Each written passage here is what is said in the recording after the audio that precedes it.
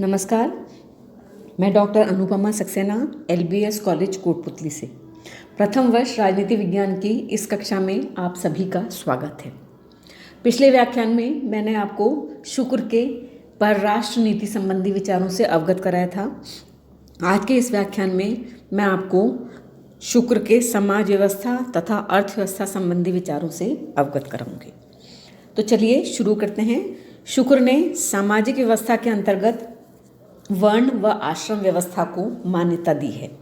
सामाजिक व्यवस्था में वर्ण का आधार जन्म के स्थान पर व्यक्ति के गुण एवं कर्म को माना है। शुक्र के अनुसार जिस राज्य में सामाजिक जीवन एवं जनता का व्यवहार धर्म से नियंत्रित होता है, उस राज्य की सुख समृद्धि का भी विस्तार होता है।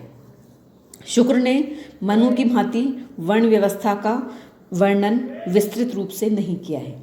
शुक्र ने ब्राह्मण, क्षत्रिय, वैश्य व शूद्र इन चारों वर्णों के अतिरिक्त जाति व्यवस्था का भी उल्लेख किया है। उन्होंने जातियों की उत्पत्ति मूलतः व्यवसायों पर आधारित की है। वर्ण व्यवस्था के संबंध में मनु एवं शुक्र के विचारों में भिन्नता है।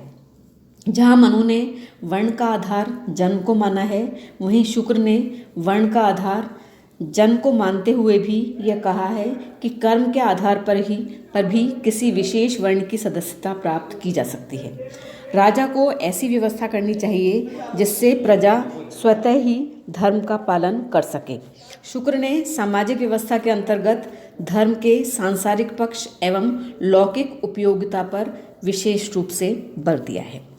शुक्र की मान्यता है कि वर्ण एवं जाति एक ऐसी राजनीतिक संस्थाएं हैं जिनका महत्व विवाह एवं भोजन के व्यवहार से संबंधित है।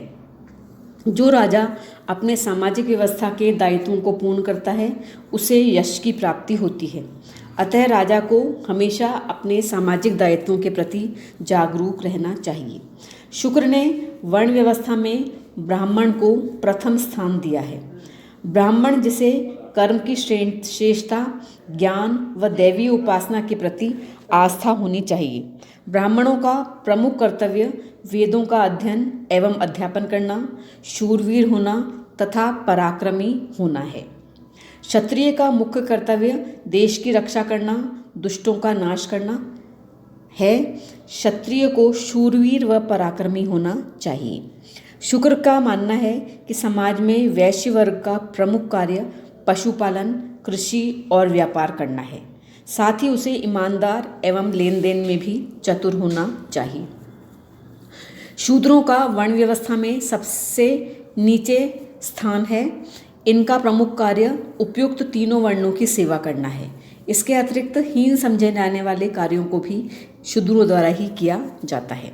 शुक्र ने प्रमुख 4 आश्रमों ब्रह्मचर्य, गृहस्थ, वानप्रस्थ एवं संन्यास आश्रम का भी वर्णन किया है। इन चारों को धारण करने का ब्राह्मण को हमेशा अधिकार है। क्षत्रिय, वैश्य और शूद्रों को अंतिम संन्यास आश्रम को छोड़कर अन्य तीनों आश्रमों को धारण करने का अधिकार है।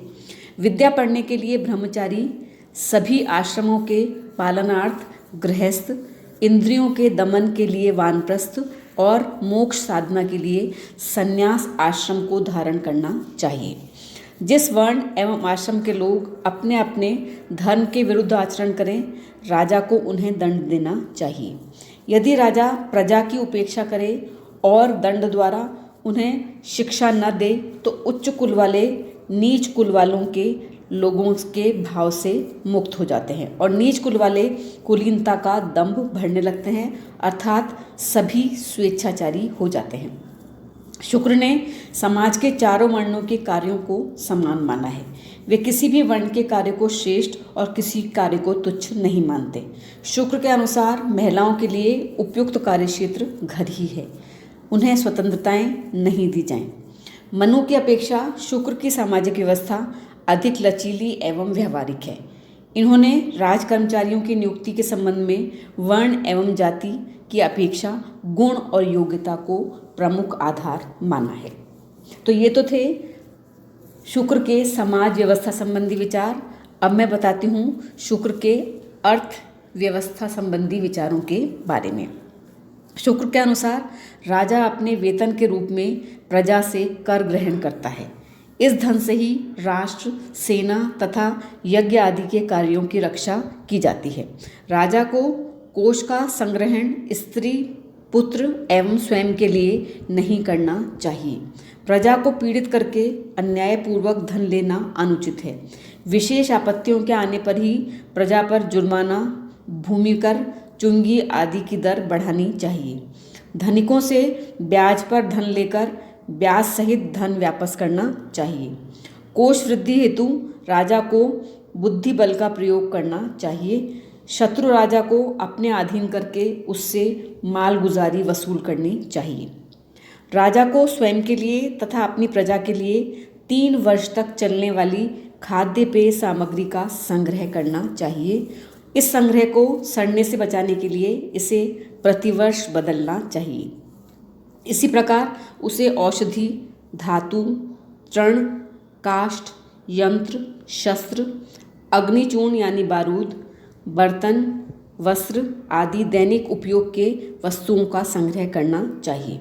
शुक्र की मान्यता है कि विक्रेता और क्रेता से राज्य जो अंश लेता है वह शुल्क कहलाता है। चुंगीधर और मार्ग आदि पर विक्रेता और क्रेता से एक ही बार चुंगी लेनी चाहिए। चुंगी बार बार और छल से नहीं लेनी चाहिए।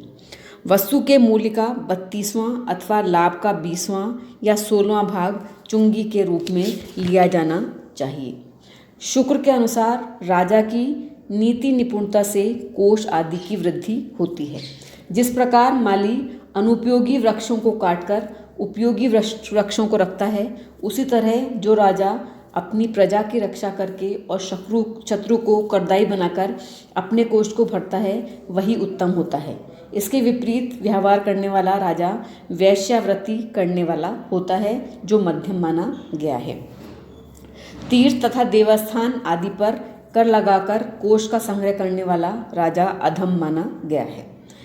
करों के वितरण के संबंध में डॉक्टर बेनी प्रसाद के अनुसार आय का आधा भाग कोष में जमा किया जाए, शेष का आधा अर्थात कुल का 1/4 सेना पर व्यय किया जाए, कुल आय का 1/12वां अंश ग्रामों के चौधरियों के वेतन पर व्यय किया जाए, शेष 2 बराबर भागों में बांटा जाए अर्थात कुल आय के 1/28 अंशों में से उनमें दान, जन मनोरंजन, अधिकारियों के वेतन और राजा के व्यक्तिगत खर्चों पर व्यय किया जाना चाहिए। तो ये थे शुक्र के अर्थव्यवस्था संबंधी विचार। अपने अगले व्याख्यान में मैं आपको शुक्र के न्याय और दंड संबंधी विचारों के बारे में बताऊंगी। साथ ही साथ ये भी बताऊंगी कि भारतीय राजनीतिक चिंतन में शुक्र का क्या योगदान है। धन्यवाद।